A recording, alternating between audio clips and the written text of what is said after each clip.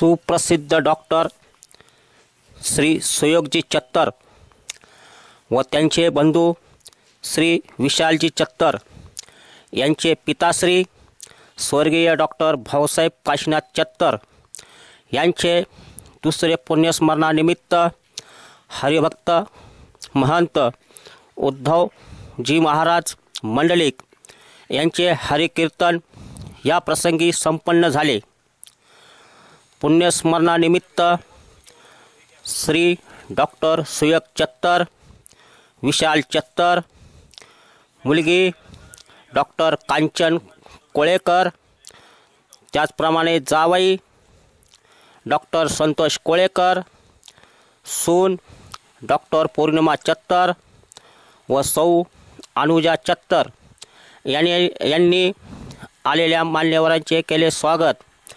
या प्रसंगी डॉक्टर भाऊसाहेब काशीनाथ चत्तर यांना भावपूर्ण श्रद्धांजली अर्पण करण्यासाठी पदवीधर मतदारसंघाचे माजी आमदार डॉक्टर सुधीरजी तांबे, त्याचप्रमाणे श्री लहानूभाऊ गुंजाळ, श्रीमती रोहिणीताई गुंजाळ, सुभाषराव गुंजाळ, वैद्यकीय क्षेत्रातील सर्व तज्ज्ञ डॉक्टर्स मंडळी, राजकीय, शैक्षणिक, सामाजिक सर्व क्षेत्रातील मान्यवरांनी स्वर्गीय डॉक्टर भाऊसाहेब काशीनाथ चत्तर यांना भावपूर्ण श्रद्धांजली अर्पण केली। बघूया सविस्तर वृत्तांत। भाऊसाहेब चत्तर यांचं द्वितीय पुण्यस्मरण आहे। डॉक्टर चत्तर हे खरं म्हणजे गरिबांचे डॉक्टर होते आणि रात्रंदिवस त्यांची डॉक्टरांची सेवा ही गरिबांसाठी चालू होती। रात्री जरी पेशंट आले तरी त्यांची ते ट्रीटमेंट करायचे आणि शक्यतो त्यांचे जे पेशंट होते ते बहुतेक संगमनेर खुर्दमध्ये जी वैदवाडी आहे त्या वैदवाडीचे जास्तीत जास्त पेशंट होते आणि त्यांनाही कधीही सेवा डॉक्टर देत होते। पूर्वी तर डॉक्टर इथून चंदनापुरीला पूर्ण वेळ द्यायचे दिवसभर आणि रात्रीच्या वेळेस जे पेशंट इथं घरी येतील त्यांना ट्रीटमेंट करायचे आणि त्यामुळं त्यांच्याकडे येणाऱ्या पेशंटचा ओघ फार होता आणि त्याच याचा खरं म्हणजे फायदा आता जे डॉक्टर सुयोग चत्तर आहेत यांना झाला, कारण त्यांचं जे बॅकग्राऊंड होतं ते खूप चांगलं होतं आणि त्यामुळंच आज डॉक्टर सुयोग चत्तर असेल, त्यांचे चिरंजीव विशाल असेल यांची खूप प्रगती या दृष्टीनं चालू आहे। खरं म्हणजे डॉक्टरांना त्यांची जी परंपरा पुढे मुलांनी चालू ठेवली आहे आणि जी रुग्णांची सेवा देत आहेत तर हीच खरं डॉक्टरांना भावपूर्ण श्रद्धांजली ठरेल आणि मी माझ्या परिवाराच्या वतीनं रायते परिसरातील सर्व संस्थांच्या पदाधिकाऱ्यांच्या वतीनं डॉक्टरांना या निमित्ताने भावपूर्ण श्रद्धांजली वाहतो आणि थांबतो। जय हिंद, जय।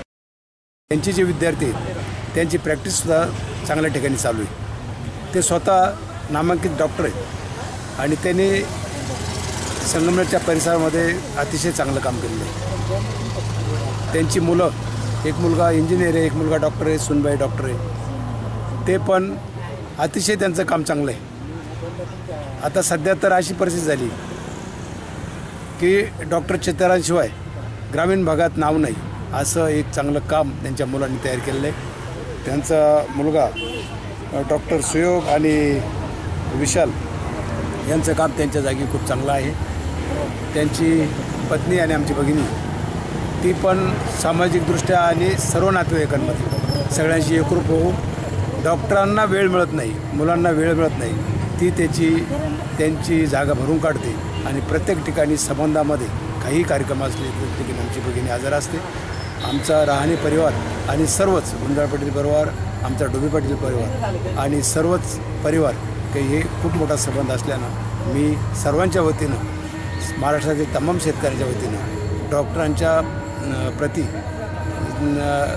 खूप असं मला वेदना होत आहेत की ते खूप लवकर गेले, तरी पण इलाज नाही।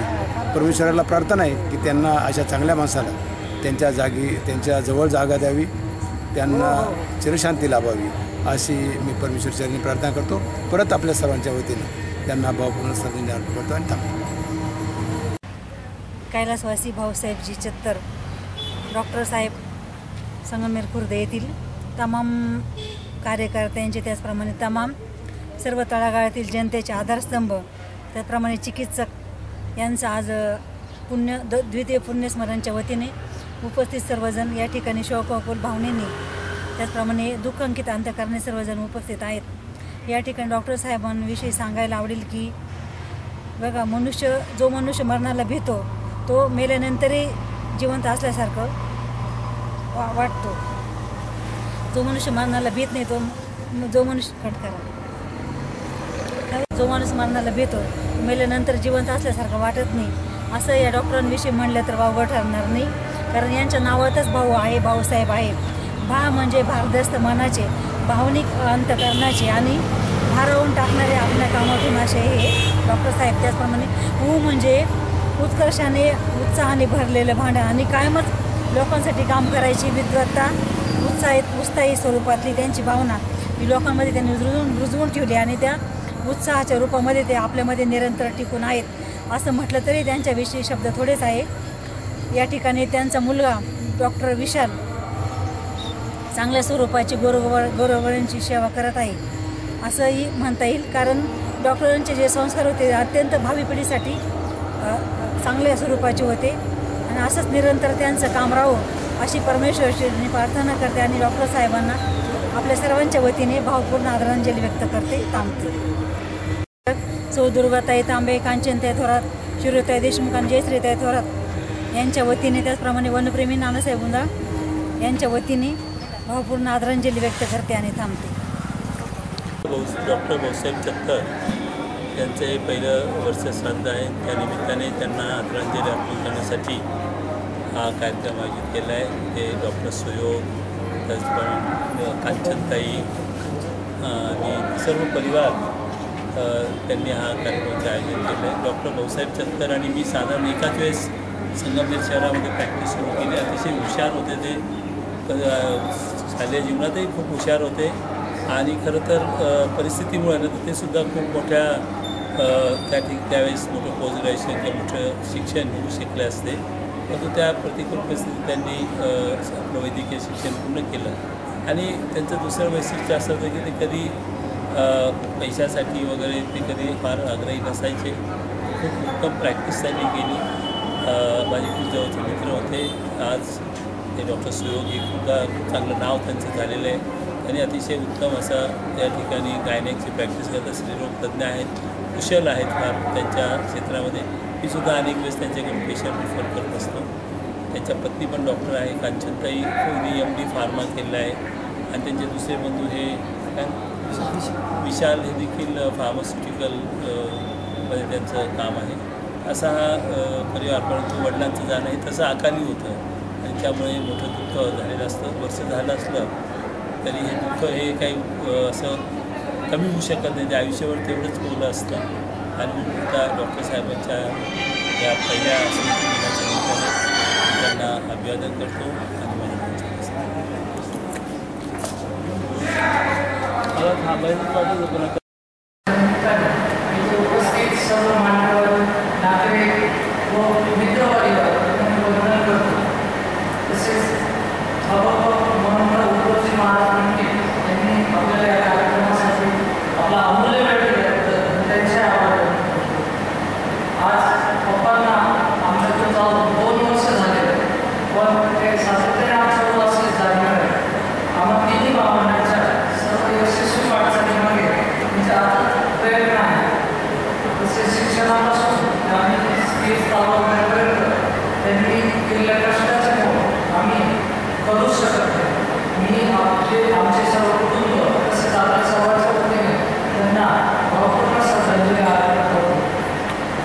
या स्पर्धानिमित्त यांनी कीर्तन सेवा दिली.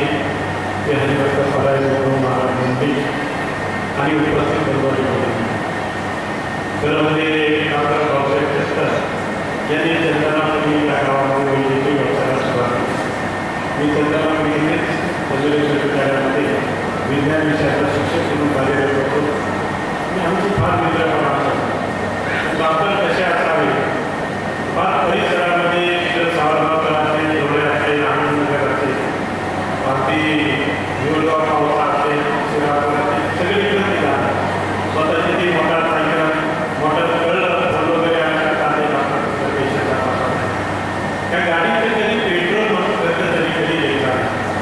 ते जायचे त्या ठिकाणी फक्त ते तपासणीचे काही मापदंड यावे त्या ठिकाणी गोळ्या वगैरे द्यायचे. मध्ये परिसरामध्ये एक गुणकारी गुण देणारे एक चांगल्या प्रकारचे डॉक्टर दत्तर म्हणून त्यांचा नावलौकिक झालेला. तर ते संत गाडगे महाराजांनी परमेश्वराची व्याख्या 2 शब्दामध्ये सांगितली, जनसेवा ही ईश्वर सेवा. आणि या माध्यमातून डॉक्टर भाऊसाहेब चंद्र यांनी आमच्या चंद्रामध्ये खऱ्या अर्थाने जनसेवा केली. ही जनसेवा करीत असताना ज्या ही नेहमीला शिकवत होती आमच्या डॉक्टरांच्या प्रति ज्या नेहमीला होती. आणि मग भाऊका राहणे हे काय तिथं जायचे, त्यांना त्या डॉक्टरचा स्वभाव आवडला, त्यांचं एकंदरीत कार्य पाहिजे. मग त्यांना काही स्वतःला तो विषय काढता येईल आणि माझ्याकडे आले आणि मला म्हणे तुम्ही काही करा. डॉक्टरला पुढं विषय काढायची माझी घेण्यात त्यांना द्यायची. पण तुम्ही फार अवघड विषय काढला, कारण ते BA डॉक्टर आहे, तुमची कन्या 9वी आहे. मग अशा परिस्थितीमध्ये कसं काय ते वेळी तुम्ही काही करा, डॉक्टरला तुम्ही भेट द्या आणि मला उद्या निरोप द्यावं काय. मी डॉक्टरांकडे अगदी दर भावाने गेलो, त्यांच्या दवाखान्यामध्ये गेलो आणि म्हटलं डॉक्टर साहेब तुम्हाला एक चांगल्या प्रकारचं स्थळ येते आणि तुम्ही नाही म्हणू नका.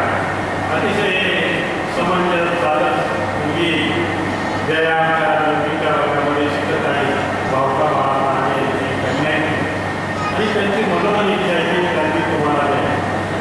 आणि डॉक्टरांनी एक सेकंदाच्या मी तुमच्या पुढे नाही, तुम्हाला जे वाटते ते का माझं म्हणणं काही म्हटलं तुमचा हे होकार आहे माझी फळं वगैरे नाही म्हणे, काय हरकत नाही म्हणे. आपण अतिशय गरीब परिस्थितीतून आलोय, परिस्थितीची मला जाणीव आहे आणि ती मुलगी खऱ्या अर्थाने आमच्या कुटुंबाचा संसार करेल आणि म्हणून माझी कुठल्याही प्रकारची हरकत नाही. आणि डॉक्टरांनी होकार दिल्यानंतर सकाळी डॉक्टर मला आले, मला म्हणे काय झाले नाही त्याचा हो म्हटलं, त्याचा सकारात्मक आलेला होकार काय म्हणजे तुम्ही काही करा, संध्याकाळी 2 जण घरी या म्हणजे मला बरं वाटलं. डॉक्टरांना घेऊन मी घरी गेलो, त्या ठिकाणी सर्वांना सांगितलं, त्या ठिकाणी वेळेच्या आहे भाऊ वगैरे सर्वांना सांगितलं आता आहे. तर सर्वांना सांगून जरा आपला योगायोग ते लग्न वगैरे झालं आणि कुटुंबाचे ती जावं ते चंद्रापुरीला वैद्यकीय व्यवसाय सुरू करा आणि चंद्रापुरीचे जावं. आणि विशेष म्हणजे डॉक्टरांनी या कमी जे काही पैसे येते त्या पैशामध्ये आज डॉक्टर सुयोग हा नामांकित डॉक्टर या चंद्राकडे स्त्रीरोग तज्ज्ञ म्हणून नेहमी गर्दी आहे. डॉक्टर विशालने या वैद्यकीय व्यवसायामध्ये नामांकित केले आहे. विशाल आठवले मेकॅनिकल झाला आणि तो सुद्धा आज मेडिकल याच्यामध्ये तो सुद्धा त्या ठिकाणी काम करतोय. आणि डॉक्टर काळजी त्यांची करण्यात ती कोळीकर कुटुंबामध्ये म्हणजे मोठा मोठा डॉक्टर केला, कन्याला डॉक्टर केला, स्वतःला मी बनवतात, अतिशय सुसंस्कृत असं कुटुंब होतं. आणि डॉक्टर यांच्या माध्यमातून तुम्ही संपूर्ण उभे आहात, ज्या माध्यमातून तुम्ही जनसेवा समाज सेवा करत आहात, त्या वाटांचं ऋण व्यक्त करण्याच्या माध्यमातून आणि सर्वात महत्त्वाचं मी धन्यवाद देईन की उद्धव महाराजांची तारीखच मिळत त्यांचं आपलं आम्ही जातो महाराजा होते कुठं जात तिथे मी 10 रुपये महाराजांची भेट देणार आणि त्यांचं जो ज्ञानाचं नाव आहे अध्यात्माचा नाव आहे तो आम्हाला तो आम्हाला कसा करून वाटतो. आणि तुम्ही आमच्या महाराजांच्या या ठिकाणी कीर्तनरूपी सेवा दिली, तुम्हाला धन्यवाद देतो. आणि स्वर्गीय भाऊसाहेब यांच्या हक्काला शांती द्यावी आणि त्यांच्या या ठिकाणी मी तर सह्याद्री शक्ती चौकी नव्हती आहे तिथे मार्गदर्शक माझी मंजूर मंत्री आले आमदार बाळासाहेब साहेबांच्या या सर्वांच्या वतीने या ठिकाणी त्यांना व्यवसायामध्ये त्यांनी व्यवसाय सुरू केला. आणि आपण असं म्हणतो की पुण्यस्मरण म्हणजे काय, तर पुण्यस्मरण याचा अर्थ की ज्या माणसाचं आपण पुण्यस्मरण करतो त्यांनी केलेलं काम, त्यांनी केलेले कष्ट याचं स्मरण करून त्यांच्या विचारांवरती आपण मार्गक्रमण करणे ह्या खऱ्या अर्थानं पुण्यस्मरणाचा मी अर्थ बाळगतो. आणि म्हणून अधिक वेळ न घेता अशा प्रकारच्या या माझ्या मित्राला खऱ्या अर्थानं मी म्हणेन की मी भावपूर्ण श्रद्धांजली अर्पण करत असताना आमच्या जनता शिक्षण प्रसारक मंडळाच्या वतीनं, माझ्या फटाकडे कुटुंबियांच्या वतीनं डॉक्टरांना भावपूर्ण आदरांजली अर्पण करतो आणि परंतु त्याच्या आमच्या कुटुंबाला राहणे परिवाराला फार दुःख झालेलं आहे. त्या दुःखामधून सावरण्याची शक्ती परमेश्वर देऊ अशी परमेश्वराची प्रार्थना करतो. दादाला भावपूर्ण श्रद्धांजली अर्पण करतो. मोरे परिवाराचे होते या ठिकाणी मी डॉक्टरांना भावपूर्ण श्रद्धांजली अर्पण करतो. थांबतो. रामकृष्ण.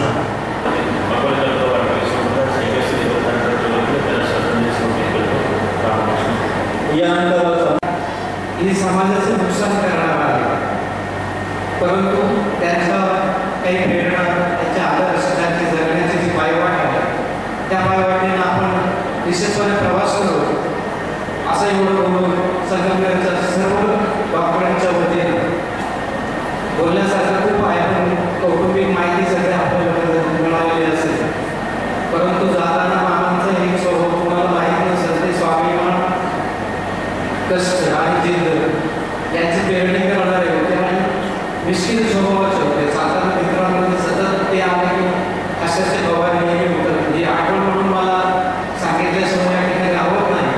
मी आपल्या संगमनेरच्या सर्व वैद्यकीय क्षेत्रातील मान्यवरांच्या वतीने डॉक्टरांच्या वतीनं या ठिकाणी त्यांना विनम्र अभिवादन करतो. धन्यवाद. कष्टमय जीवन डॉक्टरांचं सुद्धा केलेले खूप कष्ट त्यांनी घेतलेले स्वभावाने सुद्धा खूप चांगले असे डॉक्टर होते. त्यांना 2 मुलं आणि 1 मुलगी. मोठा डॉक्टर सुयोग MBBS सर्जन झाले आणि ते या ठिकाणी खूप चांगली सेवा देताना आपण त्यांना बघतो. दुसरा मुलगा सुद्धा BA मेकॅनिकल आहे आणि तिसरी कन्या सुद्धा MBBS झाली. म्हणजे या मुलांना आपल्या सर्व व्यवसाय करून शिक्षणाच्या बाबतीत सुद्धा दुर्लक्ष केलं नाही. खूप चांगल्या पद्धतीनं शिकवलं. कुटुंब खूप चांगल्या पद्धतीनं घडवलं आणि आज या संगमनेर शहरामध्ये या संगमनेर खुर्द गावामध्ये डॉक्टर साहेबांचं जे त्यांचं काम आहे ते अतिशय सेवेभाव तज्ञ म्हणून प्रसिद्ध असे डॉक्टर आहेत आणि खूप गर्दी डॉक्टरांच्या सतत जाता येता बघायला मिळते. त्यांचा त्या अर्थाला हातून हा काम चांगला आहे आणि खूप चांगले रिझल्ट त्यांचे आहे आणि म्हणून सतत गर्दी त्यांच्याकडे आहे. स्वभावाने डॉक्टर फार चांगले आहे आणि त्यामुळं खूपच चांगलं यश त्यांच्या पदवी मिळत आहे. त्या अर्थानं डॉक्टर साहेब माझ्या मते 65 ते 70च्या दरम्यान त्यांचं निधन झालेलं असलं पाहिजे. डॉक्टरला अजून बरंचसं आयुष्य मिळालं असतं, परंतु ते काही कोणाच्या हातात नसतं. एक गंभीर आजार आला आणि त्या आजारातून सावरण्यासाठी सुद्धा डॉक्टर सुयोग आणि त्यांची बंधू मुलगी सर्व कुटुंबाने खूप प्रयत्न केले, परंतु यश आलं नाही आणि म्हणून डॉक्टर आपल्यातून गेले. ते गेल्यानं या सर्व कुटुंबाला दुःख होणं साहजिक आहे. मी आपल्या सर्वांच्या वतीनं आमच्या खराडी पिंपळा आणि आमच्या सर्व पंचक्रोशीच्या वतीनं संघटनेच्या जनतेच्या जनतेच्या वतीनं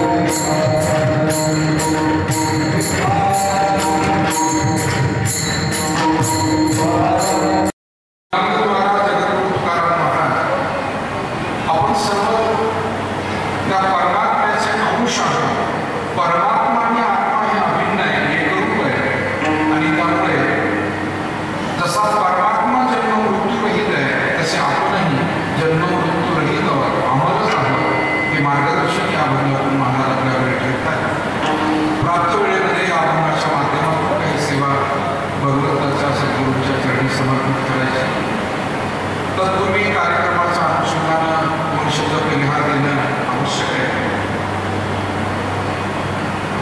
आपल्या संगमनेर येथील आणि वळसे कराड येथील कैलासवासी डॉक्टर भाऊसाहेब काशीनाथजी चत्तर साहेब यांचं प्रथम पुण्यस्मरण, आपल्या सर्वांच्या द्वितीय पुण्यस्मरण आपल्या सर्वांच्या उपस्थितीमध्ये साजरे केले जाते.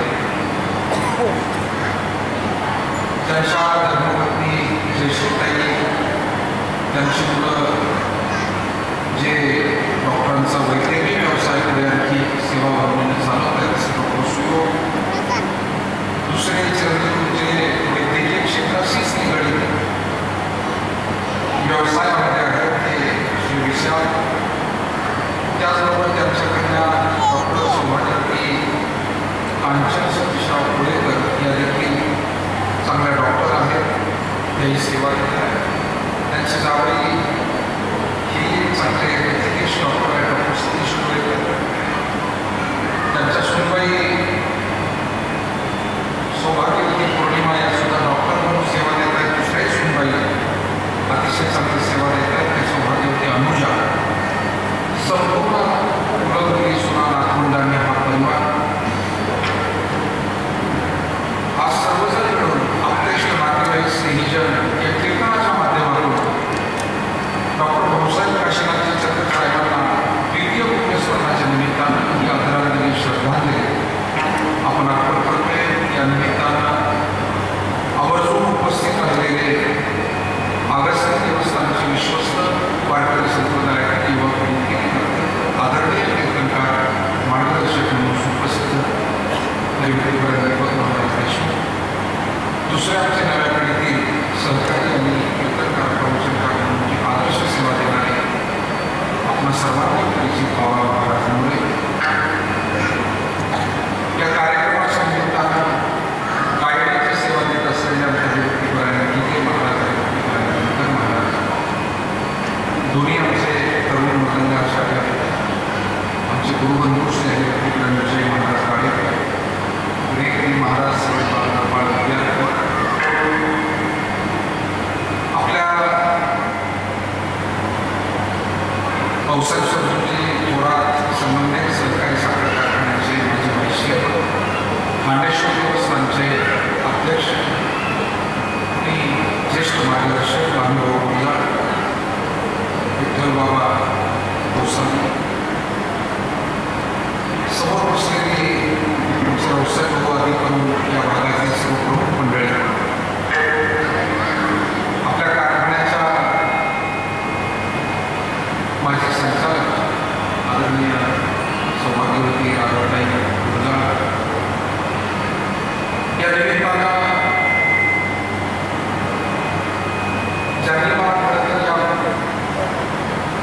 डॉक्टर चत्तर साहेबांच्या परिवाराच्या वतीने निमंत्रित केलं, तर या परिवाराचे पाहुणे आमचे गुरुबंधू स्नेही दत्ताभाऊ गुंडाळ, त्याचबरोबर या परिवारामध्ये ज्येष्ठ मार्गदर्शक दादा आणि सर्व ज्येष्ठ मंडळी, सर्व माता भगिनी, त्यांचं एक सुंदर कार्यालयाची व्यवस्था आहे,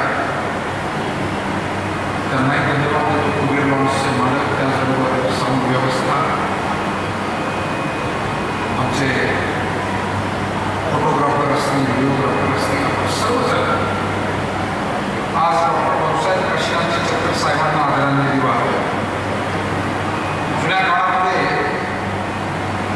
काही सुविधा या मोजक्या होत्या, थोड्या होत्या, त्यामध्ये वैद्यकीय सुविधाही सुद्धा तशीच होती. खेडेगावामध्ये तर 2-5 गावं मिळून 10-5 गावांमध्ये एखादे डॉक्टर असायचे, परंतु ते डॉक्टर मंडळी घराघरापर्यंत जाऊन, गावागावापर्यंत जाऊन वैद्यकीय सेवा देण्याचे काम करत आहेत. त्याच पिढीतील डॉक्टर भाऊसाहेब चत्तर हे सुद्धा त्या जुन्या पिढीतील एक डॉक्टर की ज्यांनी अतिशय प्रतिकूल परिस्थितीमध्ये ही वैद्यकीय सेवा त्या काळामध्ये दिली.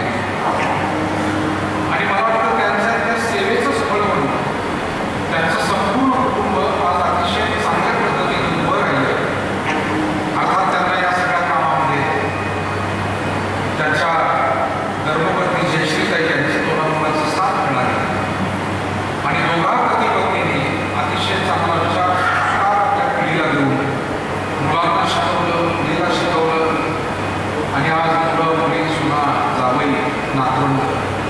सुशिक्षित सुसंस्कृत असा परिवार डॉक्टर भाऊसाहेब छत्तर यांच्या पाठीमागे आहे. मला वाटतं कोणत्याही माणसाचं काम त्याच वेळेला सफल होत असतं ज्या वेळेला तर त्या क्षेत्रामध्ये काही विशेष कार्य करून आपली आठवण मागे ठेवून जातात. गोवाऱ्यात असं म्हणतात युगा मुले सरे उत्तमाची मृत्यूरूपानं माणूस गेला तर कीर्ती रूपानं होता. डॉक्टर भाऊसाहेब छत्तर साहेबांची वैद्यकीय सेवा दिली त्याचा लाभ ज्या संगमनेर पोर्तनी परिसराला झाला ती सतत आठवण परिवार नातेवाईक स्नेही यांना जे मार्गदर्शन आणि पाठबळ त्यांचं मिळालं मला वाटतं ती सतत आठवण काढत राहते आणि मनुष्याचं जीवन हे संस्मरणीय व्हावं ते विस्मरणात जाऊ नये.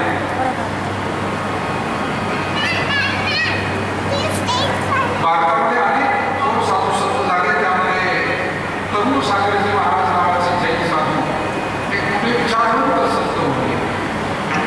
असं म्हणायचं की मृत्यूच्या नंतर जो विस्मरणात जातो तो खरोखर मरतो आणि मृत्यूनंतरही संस्मरणीय राहतो तो मरतच नाही तो मृत्यूवर विजय करतो.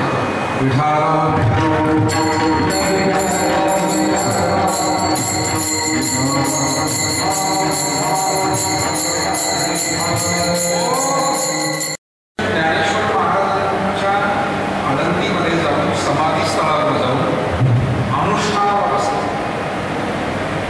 कारण त्यांना ऐकलं होतं साधू संतांच्या मुखातून ती संजीवन समाधी आहे. मग खरंच या समाधीमध्ये ज्ञानेश्वर महाराज आहेत का तर संशय होता म्हणून तो ते बसला. 1, 2, 3 दिवस झाले अन्नपान विरहित तो अखंड अनुष्ठान तिथे करू लागला. देहधर्मात होता काय तो वेळ तो बाजूला बाकी तो तिथे बसून सतत माऊलींचं नामस्मरण करतो. ज्ञानदेव ज्ञानदेव म्हणतात ज्ञानदेव देव वासुदेवाची होतो अखंड बदली मध्ये येतो. ज्ञानोबारायांच्या नामस्मरणाचं भजनाचे फल सांगितलेलं आहे की ज्ञानदेव ज्ञानदेव अशा स्वरूपाचं चिंतन तुम्ही कराल तर प्रत्यक्ष देव तुम्हाला ज्ञान देतो. ज्ञानदेव ज्ञानदेव म्हणतात ज्ञान देव देतो हे ज्ञान देव आणून देतो. त्या माणसाला अनुभव आला. 3-4 दिवस होता. रात्रीच्या शांत समयी एक दिव्य स्वरूपातील साधारण 18-20 वर्षाचं वय आणि दिव्य विभूती त्यांच्यापुढे पांढऱ्या शुभ्र अशा वस्त्रामध्ये उभी राहिले आणि त्याने त्या ग्रस्ताला सांगितलं बाबा रे का अनुष्ठान करतोय काय पाहिजे तुला माग. आता हा तार्किक होता संशयखोर होता. त्यानं त्या आलेल्या ग्रस्तांना विचारलं तुम्ही कोण. जगाची माऊली असलेल्या करुणावंत असलेल्या या संतांनी उत्तर दिलं. ते म्हणाले बाबा रे तू ज्याच्या दारात येऊन इथे बसलाय तोच ज्ञानोबा मी तुझ्या पुढे उभा का असं कळतं एवढं कडक अनुष्ठान करतोय सांग तुला काय. तो म्हणाला पण माझा विश्वास बसत नाही तुम्ही ज्ञानेश्वर महाराज कशावर म्हणजे हे कसं झालं माहिती का एखाद्या लेकरानं आईबाबांना मोठं झाल्यावर म्हणावं माझा विश्वास बसत नाही मी तुमचा मुलगा आहे म्हणून. हा जसा एक मूर्खपणा तसं दिव्य काही अनुभव आलेले असताना सुद्धा ते अनुभव मान्य करण्यासाठी म्हणून मी आपल्याला सांगतो दिव्य शक्तीचा अनुभव घेण्यासाठी साधना आणि पुण्य लागतं पण दिव्य शक्तीचा परिचय अंतःकरणापासून होण्यासाठी अनुभव येईल त्या शक्तीचा पण ती शक्ती आहे हा पूर्ण परिचय होण्यासाठी अंतःकरणामध्ये सद्भावना लागतात सद्गुरु कृपा लागते. सद्गुरु कृपा आणि सद्भावना नसेल तर देव भेटला काय साधू भेटले काय त्याचा उपयोग काय मायबाप जे तुकाराम महाराज संत निळोबांना भेटले संत बहिणाबाईला भेटले संत कान्होबारायांना आणि इतर सर्व समाजाला भेटले तेच तुकाराम महाराज अंबाजीबाला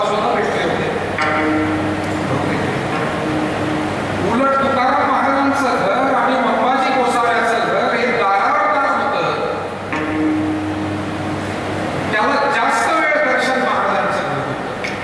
पण निळोबा वर्णन करतात, पिंपळनेरला असलेले निळोबा महाराज जे एकदाच फक्त तुकाराम महाराजांना भेटले आणि एकदा भेटल्यानंतर त्यांना तुकाराम महाराज कळाले.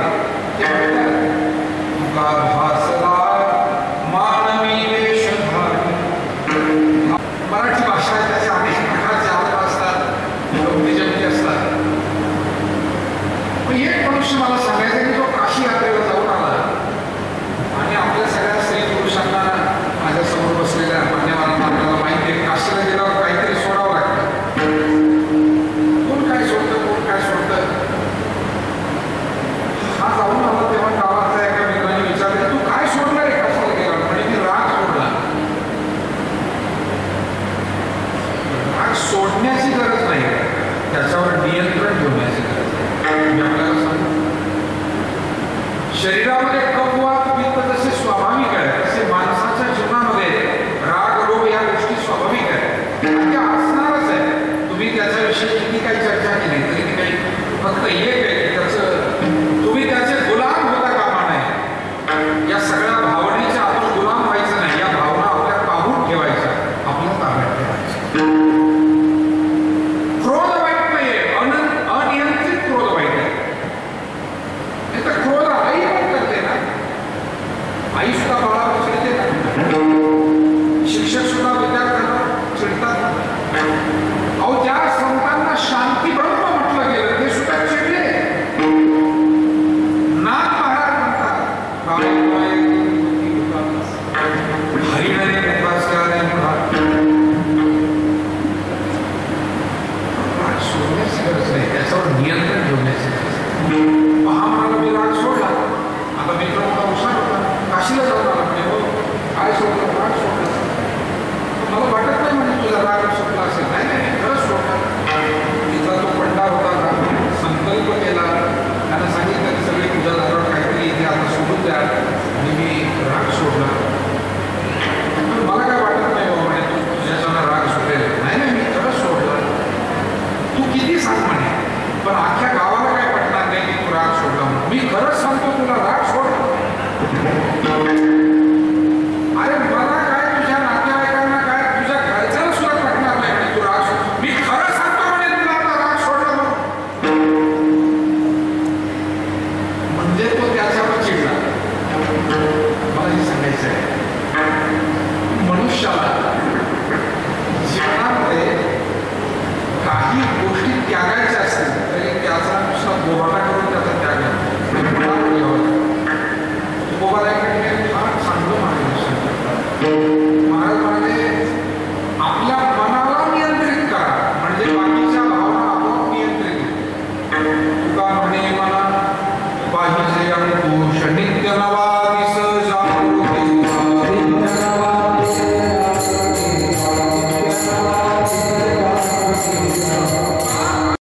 आणि त्या काळात डॉक्टर होणं म्हणजे फार कठीण गोष्ट होती. शेतकऱ्यांच्या मुलांना तर फारच कठीण. आणि अशा परिस्थितीमध्ये त्यांनी उत्तम रीतीनं डॉक्टर होऊन पत्नीच्या सोबतीनं आपल्या मुलाबाळांना शिकवलं, वैद्यकीय सेवा चांगली केली. शेवटी नाईलाजाची गोष्ट असते, आपली माणसं आपल्याला हवी असतात, सदैव हवी असतात. पण कधीतरी एक दिवस ठरलेला आहे की त्या दिवशी ताटात आप्तसुखी यांची ठरलेलीच आहे, त्याला काही अपवाद नाही. ती ताटात परमेश्वर सुद्धा त्याला अपवाद नाही. श्रीकृष्ण सुद्धा आयुष्यभर आपल्या माणसांमधून दूर जात राहिले आणि सरते शेवटी निजला महाराज. म्हणजे जन्माला आल्याबरोबर कंसाच्या कारागृहातून ते गोकुळात पोहोचले. म्हणजे ज्या दिवशी जन्माला आले त्या दिवशी ताटातून समजलं.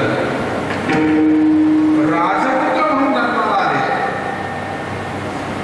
आणि सुरक्षित राहावं, कंसाला कळू नये हे बाळ म्हणून गोपाळ म्हणून गोकुळामध्ये नंदबाबाच्या घरी वाढले. वास्तविक वसुदेव हे राजघराण्यातले, देवकी राजघराण्यातली, कंसाची बहीण आहे म्हणजे राजघराण्यातली.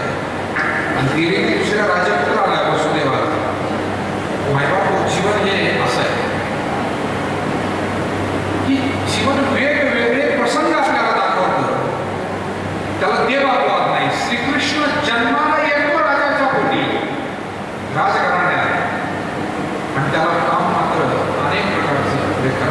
संघर्ष.